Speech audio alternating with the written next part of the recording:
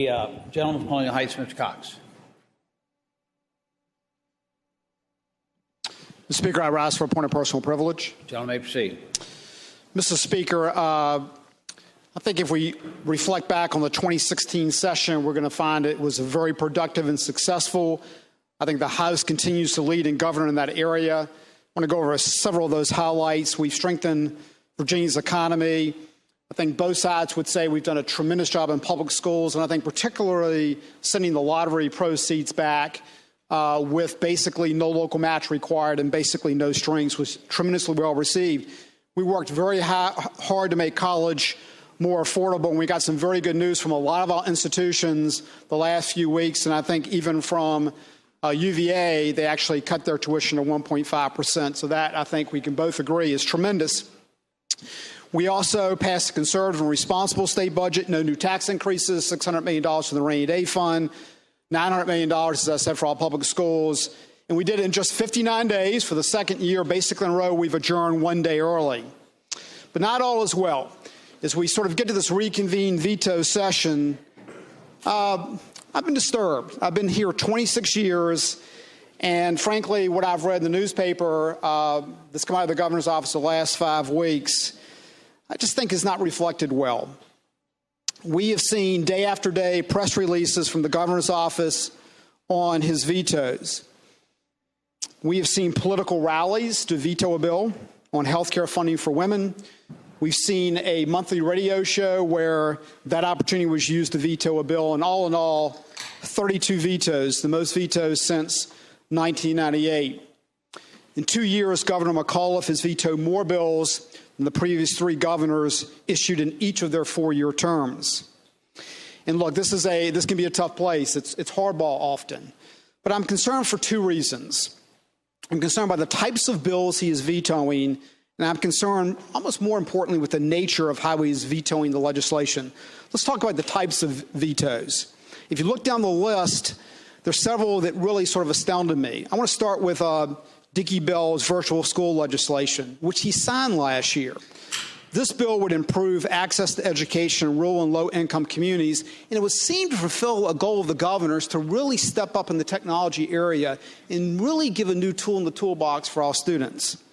Delegate Kilgore had just key legislation to extend the coal tax credit, and we all know just crucial for jobs in Southwest Virginia.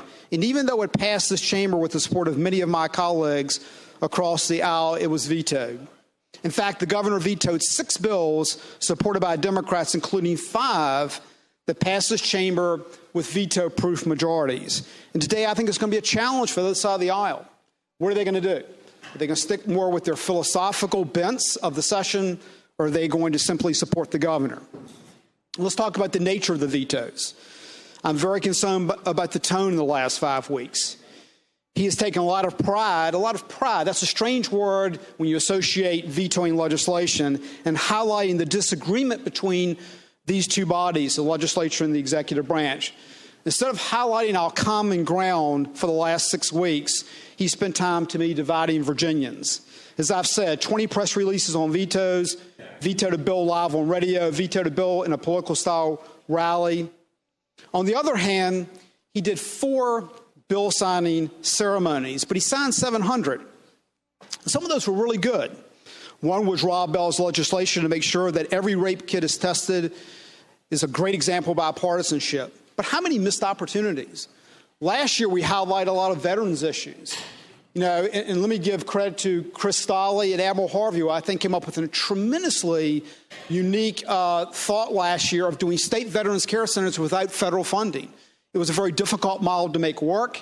We had bill signing ceremonies. This year I had to call to see if the bill was even signed or not.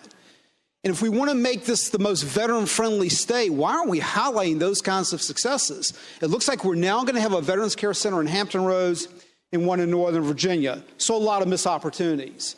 In conclusion, unfortunately, this is often how this administration, to me, has worked over the last 4 years.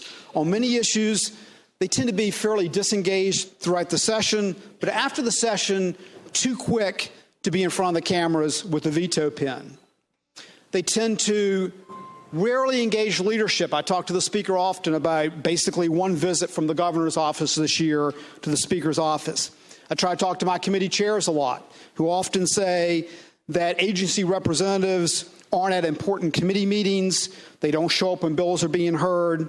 And then even on these amendments, my seatmate Delegate Gilbert, who had a very important ethics bill, which you're going to hear about today, basically he's told about the amendments after the amendments are done and the deadline is passed to make corrections. There will be a Jamestown-Yorktown bill we'll talk about today that I would have loved to have offered some suggestions to, which is just unworkable the way it came down, hard to do when you hear about them after they already take place. Just because we have different political philosophies doesn't mean we can't work together. We enjoy a friendly bipartisan relationship with our colleagues on the other side of the aisle in this chamber and with our colleagues down the hall in the Senate. But too often this governor is just too happy, I think, to score political points and tends to be a bit disinterested in the legislative process. We're a co-equal branch of government, and for us to be successful, we have to move, I think, in tandem together. So let me close with this. Last night I got a text from a colleague, which really disheartened me. Apparently the governor had a reception for Democrats last night.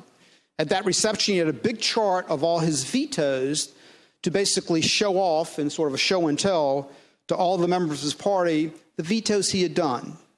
That's just not what we want to celebrate in Virginia, not what we want to get done by working together. We want to make sure that we highlight what we agree on. We've heard this often, but that's Washington-style politics. So I hope as we go forward, we can certainly do a lot better. And I would call on the governor's office as we work through to really sort of look at and take a hard look at what's been going on the last few months, especially the last 5 weeks, and see if we can do a lot better for the state of Virginia. Thank you, Mr. Speaker.